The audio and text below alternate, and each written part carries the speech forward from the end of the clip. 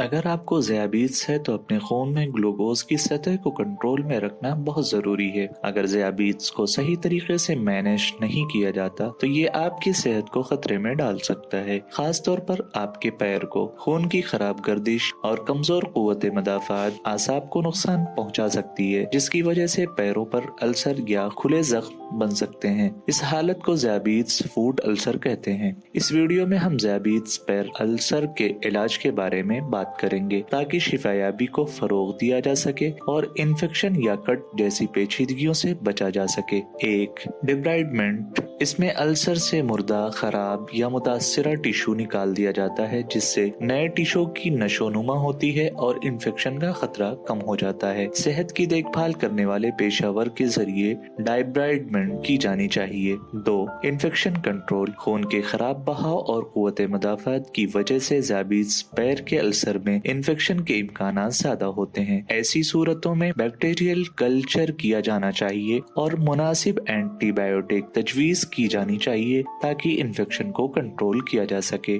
3, offloading. Offloading का मतलब है अल्सर वाले पैर के हिस्से से दबाव को कम करना ताकि ज्यादा जख्म या इन्फेक्शन न बने। मार्केट में ज़ियाबीत्स के खुसूसी जूते दस्तयाब हैं जो वजन को अल्सर शुदा जगह से दूर रखते हैं और दबाव को कम करते हैं। 4, जख्म के इर्द गिर्द नमी को बरकरार रखना। नमी खिल्लियों की हरकत में मदद करती है, टिश्यू को खुश्क होने से रोकती है, दर्द को कम करती है और शिफायाबी को फरोग देती है। 5, रिवास्क्युलराइजेशन। हाई ब्लड ग्लूकोज खराब दौरान खून और खून की नालियों को नुकसान पहुंचा सकता है। ऐसी सूरतों में एंजियोप्लास्टी या बाईपास सर्जरी जैसा तरीक़ेकार किया जा सकता है ताकि मुतासरा जगह में खून की रवानी को बहाल किया जा सके। इन इलाजों के साथ साथ ग़िज़ाई तब्दीलियों और जिस्मानी सरगर्मियों के जरिए अपने ब्लड शुगर को कंट्रोल करना भी जरूरी है। पैरों की मुनासिब देखभाल बशमूल चोटों की बाकायदा जांच और ज़ियाबीत्स के लिए मौजूद जूते का इस्तेमाल भी बहुत अहम है। सेहत से मुताल्लिक मजीद मालूमात के लिए मेडविकी को सब्सक्राइब करें।